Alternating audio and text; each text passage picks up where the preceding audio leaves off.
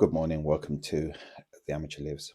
Today I'm going to talk about the current move towards cultural Christianity, and it's a move towards cultural Christianity in the background of some very radical um, ideologies which have taken to the forefront.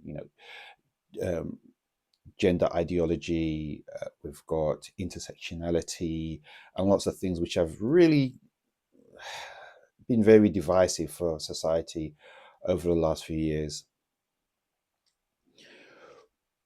The need or the desire for Christian identity and the need for Christian ethics, they're good ones. They are good ones. But what I want to talk about today is the problem of seeking out the fruit without acknowledging the tree. It won't work. It won't work. To The problem with associating yourself with Christian ethics or anything like that, um, it becomes tribalism. It becomes tribalism, and you won't get what you're asking for. You won't get what you're looking for. You'll get them and us, but eventually it will die out, because what will happen is, though there will be people among you, and there will also be your children who will see the hypocrisy of what you are trying to achieve. There will be hypocrisy in it.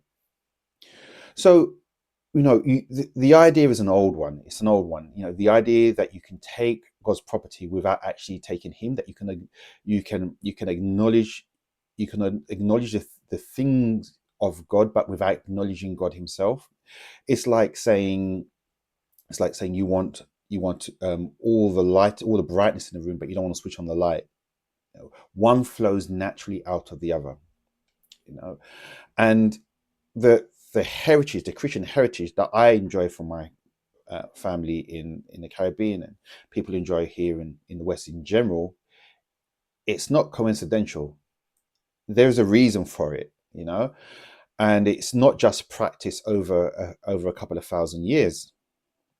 There is a real reason for it. There is a real reason for it. Let's not forget that Christianity has roots in particularly East Africa, the Middle East. It's ancient, has ancient roots even as far as India, and definitely through Asia Minor and North Africa and Europe. So people often say, I say this because people often say, "Oh, Christianity is European." No, Christianity is not. Christianity is Middle Eastern, and it spread through the rest of the world from there. But the but but the idea, without getting off track, the idea that you can take God's property without actually acknowledging the source. So Nietzsche spoke about this in Twilight of the Idols. He said, they are rid of the Christian God and now believe all the more firmly that they must cling to Christian morality. Or C.S. Lewis said these ideas all over the place. He said, we continue to clamour for those very qualities we are rendering impossible. In a sort of ghastly simplicity, we remove the organ and demand the function. He said this in The Abolition of Man.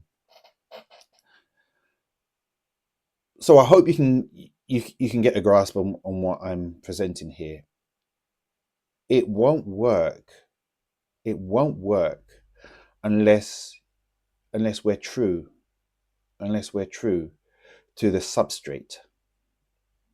It won't work unless we're true to the substrate, the founding principles. Now, you may say, okay, all right. So I see that you've got a faith. You've got a faith that you believe in, but I like the ethics. I like the identity. I don't have the faith. There are certainly people who can talk to you about that. There are certainly people who can give you uh, who can have that intellectual discussion and help you to cross those bridges.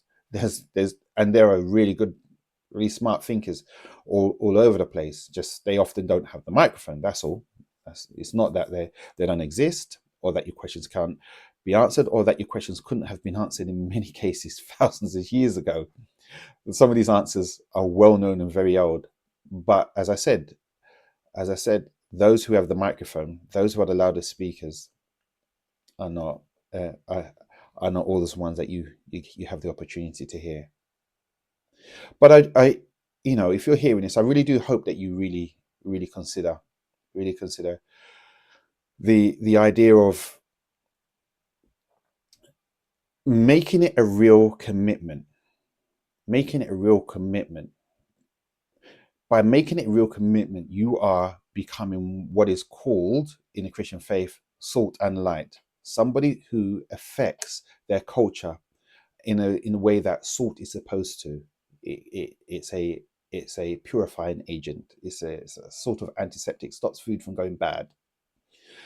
Or light, which is obvious. You're supposed to be salt or light in your culture. So when you talk about the Christian ethics, yeah, that's where that comes from, and that's why it can't be manufactured outside of its originating source. All right, then. Thank you very much for listening. This has been the Amateur Lives.